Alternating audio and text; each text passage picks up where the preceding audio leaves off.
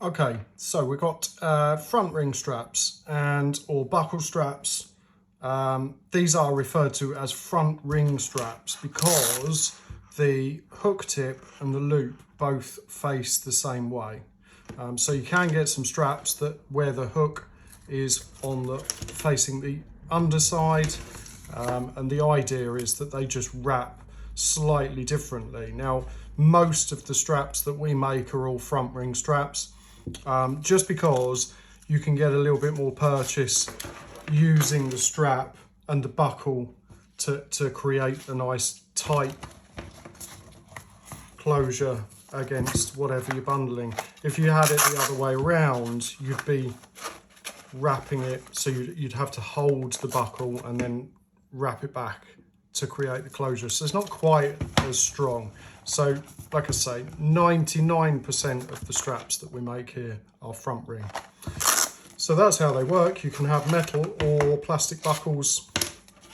This is 25mm wide, 50mm wide. We do a few 20mm wide.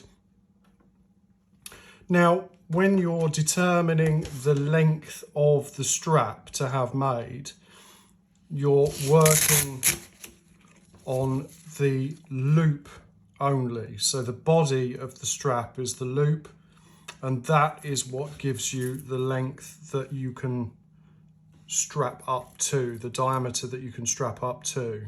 So never take into account the hook tip. That's just for the closure. So that's your maximum, and then obviously you can strap down to